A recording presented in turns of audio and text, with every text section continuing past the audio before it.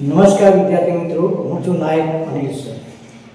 આજે આપણે એક નવા વિડીયો સાથે મળ્યા છે. વિષય છે નામાના મૂળ તત્વો.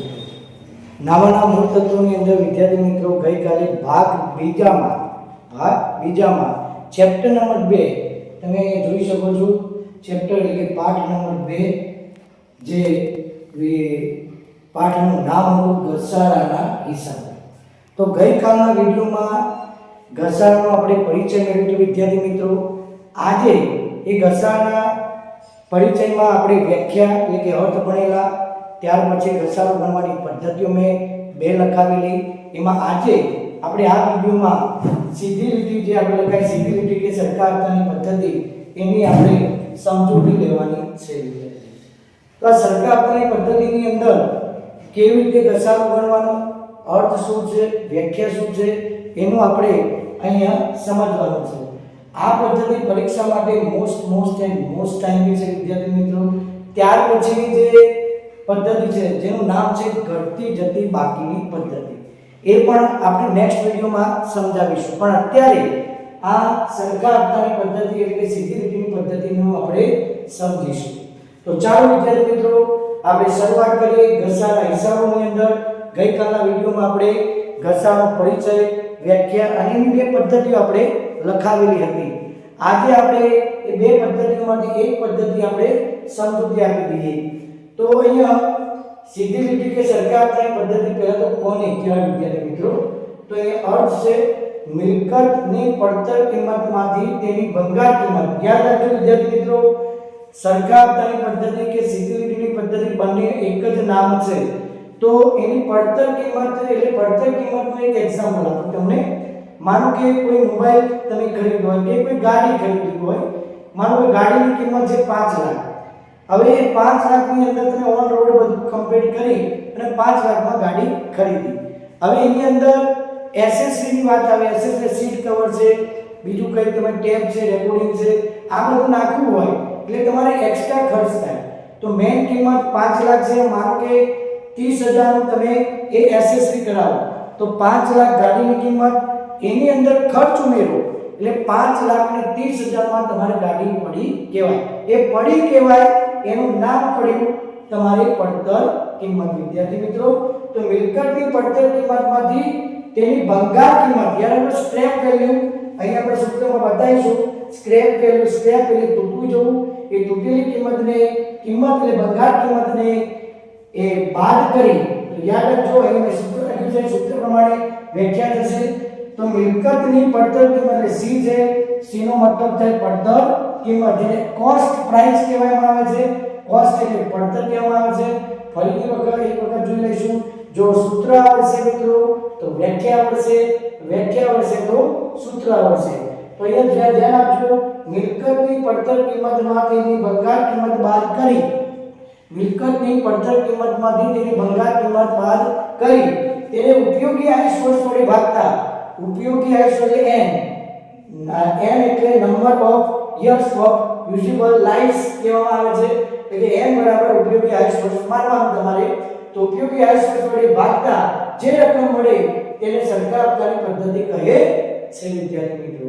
તો સરખા આપવાની પદ્ધતિમાં યાદ રાખવાનું છે પડતર કિંમત પર ઘસારો કરવામાં આવે છે, અને જો ભંગાર કિંમત આપેલી હોય તો એ બાદ કરવામાં આવે છે, અને ઉપયોગી આયુષ વર્ષ આપેલા હોય તો તેના વડે ભાગાકાર કરવામાં આવે છે.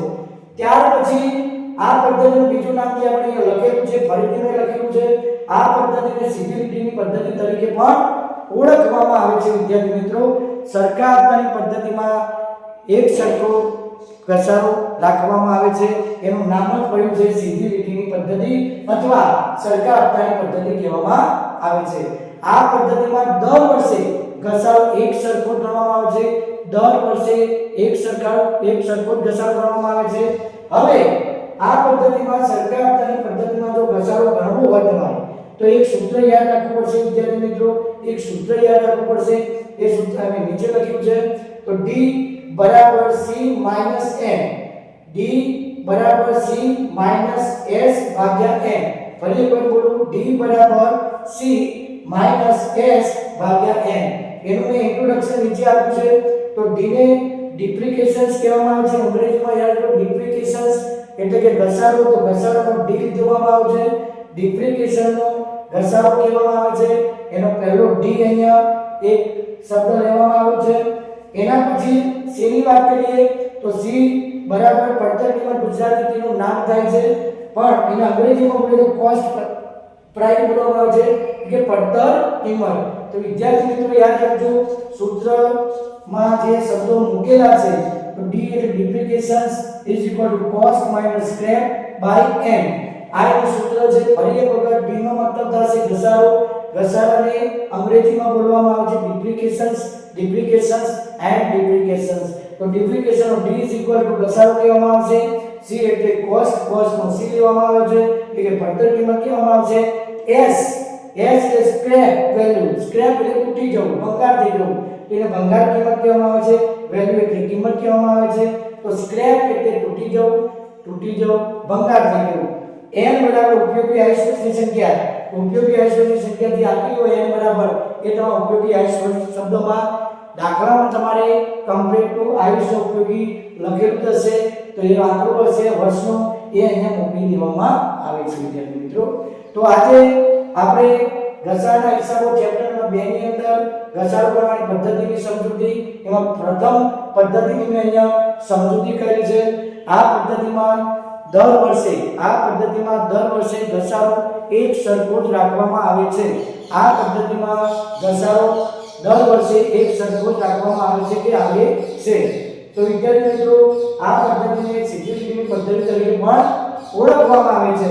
તો દાખલા માટે જ્યારે આપણે ગણીશું, દાખલા જ્યારે ગણવાની શરૂઆત કરીશું વિડિયોમાં, ત્યારે આપણે આ સૂત્રનો ઉપયોગ કરવામાં આવશે. પણ ક્યારે કરવામાં આવશે વિદ્યાર્થી મિત્રો કે દાખલામાં આ ભંગાર કિંમત અને ઉપયોગી આઇસોટોપ આપેલા હોય, ભંગાર કિંમત ઉપયોગી આઇસોટોપ આપેલા હોય, ભંગાર કિંમત ઉપયોગી આઇસોટોપ આપેલા હોય, ત્યારે આ સૂત્રનો ઉપયોગ કરવામાં આવે છે. ત્યાં સુધી આ સૂત્રનો ઉપયોગ કરવામાં આવતો નથી. પણ ઘસારો આ પદ્ધતિમાં આ રીતે ગણવામાં આવે છે. તો સાહેબ કેવી રીતે ગણવામાં આવશે? તો જ્યારે દાખલામાં ટકા આપેલા છે, સીધી લીટી પદ્ધતિએ આટલા ટકા ઘસારો ગણો, તો એ ટકા આપેલા હોય તો ડાયરેક્ટ પડતર કિંમત પર કે કોસ્ટ વેલ્યુ જે આપી દેશે કુલ, એ પડતર કિંમત પર સીધો ઘસારો ગણવામાં આવે છે વિદ્યાર્થી મિત્રો. તો અહીંયા તમે સૂત્ર જોઈ શકો છો, નોટ્સ બુકમાં તમે લખી શકો છો, લખવું હોય તો લખી દેજો. અને આ પદ્ધતિ ખાસ યાદ રાખજો. તો દાખલાની અંદર આપણે ઉપયોગ કરવાનો છે, હું પૂછવાનો છું, તો આ સૂત્ર ખાસ તમારે પૂછાય સરખા આપવાની પદ્ધતિનો દાખલો ગણવા માટે કયું સૂત્ર સર યાદ રાખવું પડે?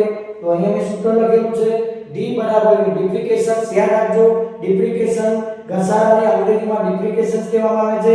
સી એટલે કોસ્ટ વેલ્યુ, એસ એટલે સ્ક્રેપ એટલે ભંગાર એટલે તૂટી જવું, એન એટલે નંબરિંગ, જે નંબરિંગ ઓફ યર છે એનો નંબરિંગ ઓફ એટલે કે ઉપયોગી આઇસોટોપ જે જીવન સાથે સરખાવવામાં આવે છે. તો આ સૂત્ર ફરી એક વખત, તો સૂત્ર આવડશે મિત્રો તો આની વ્યાખ્યા પણ આવશે. જો સૂત્ર પણ કે મિલકતની પડતર કિંમતમાંથી તેની ભંગાર કિંમત બાદ કરી તેને ઉપયોગી આઇસોટોપ વડે ભાગતા જે રકમ મળે તેને સરખા આપવાની પદ્ધતિ કહેવામાં આવે છે. તો હું આશા રાખું છું કે આ વિડિયોની અંદર તમને સમજણ પડી હશે. સરખા આપવાની પદ્ધતિનો દાખલો જ્યારે શરૂઆત કરીશ, આ પદ્ધતિ ગણવામાં સરળ છે.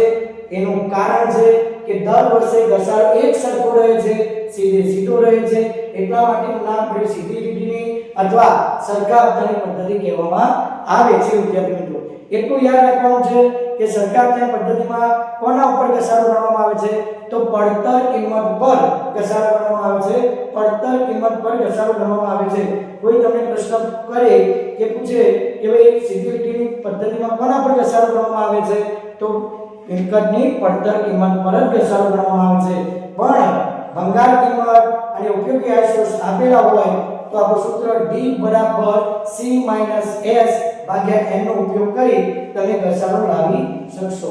ઓકે વિદ્યાર્થી મિત્રો, આ પદ્ધતિનું સૂત્ર કદાચ એક માર્ક્સને પૂછાય, ગમે ત્યાં પૂછાય તો તમને હવે આવડી જશે. તો આજે આપણે આ વિડિયોમાં આટલા સુધી રાખીશું. એક પદ્ધતિની સમજણ આપી છે, બીજી પદ્ધતિ આપણે આવતીકાલે સમજીશું. ત્યાં સુધી જય હિન્દ.